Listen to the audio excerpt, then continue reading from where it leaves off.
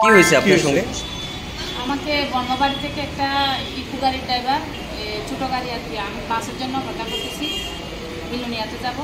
তো বিলুনিয়াতে যাওয়ার জন্য ওই ইকো গাড়ির ড্রাইভার এসে আমাকে ডেকে নিয়ে গেছে, বলে যে আপনাদেরকে ওখানে বিলুনিয়া নিয়ে যাওয়া হবে। আমাদেরকে বন করে নিয়ে নামাই দিছে। ওখান থেকে আমাদেরকে মানে গলা ধাক্কা দিয়ে যেরকম নামাই দিয়ে ওরকম করে নামাই দিচ্ছে, বলে যে আপনারা এখানেই নামেন। তো আমার ভাড়াটা কিন্তু আগে নেওয়া ছিল 50 টাকা করে, লোকাল ভাড়া নেবে বলছে। আমার হাতে ওই 100 টাকাটাই ছিল। আর আমি যখন গাড়িতে ছিলাম ওই অবস্থায় আমি ফোন করে বলতেছি, ও দাদাকে ফোন করে বলতেছি, আমি তো আমাদেরকে তো বন্ধ করে নামা দিছি, আমরা এখন কোথায় যাবো? বলতে ওখান থেকে মোটর স্ট্যান্ডে চলে আসো। তো আমি ড্রাইভারকে বলতেছি মোটর স্ট্যান্ড তো চিনি না, বলে এই অটোতে তাড়াতাড়ি ওঠেন। আমাদেরকে ধাক্কা দিয়ে নামা দিচ্ছে, দুর্ব্যবহার করতেছে। ওই যে ড্রাইভার, ইকুর ড্রাইভারটা ধাক্কা দিয়ে যেরকম করেন দুর্ব্যবহার করে আমাদেরকে, মানে ওরকম করে নামা দিচ্ছে ওখানে।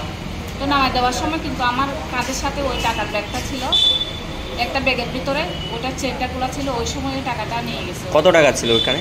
ওখানে ছিল $200, তারপর বাংলা টাকা ছিল 10,000 টাকা, তারপরে ইন্ডিয়ান রুপি ছিল 30,000। এখন কি থানায় অভিযোগ জানাইছেন আপনারা? আমরা উদয়পুর থানায় অভিযোগ জানাইছি। আচ্ছা, আপনাদের বাড়ি কোনখানে? আমাদের বাড়ি হচ্ছে বাংলাদেশ, চিটাগাং। কি কারণে আসছিলেন ইন্ডিয়াতে? আমার হাজব্যান্ড খুব অসুস্থ, আমাকে চিকিৎসা করার জন্য কলকাতা যাব। তো ওখানে মাসির বাড়িতে মাসি অসুস্থ, মাসিকে একটু করে দেখতে এসেছিলাম। এখান থেকে রওনা দেবো কলকাতা। নাম কি আপনার? আপনার স্বামীর নাম কি? আমার স্বামীর নাম হচ্ছে রাজীব কুমার। আপনার? আমার নাম হচ্ছে মনীষা। প্রথমবার কি এসেছেন ত্রিপুরাতে? এই প্রথমবারই আসছি। আমরা এখানে কিছু চিনি না।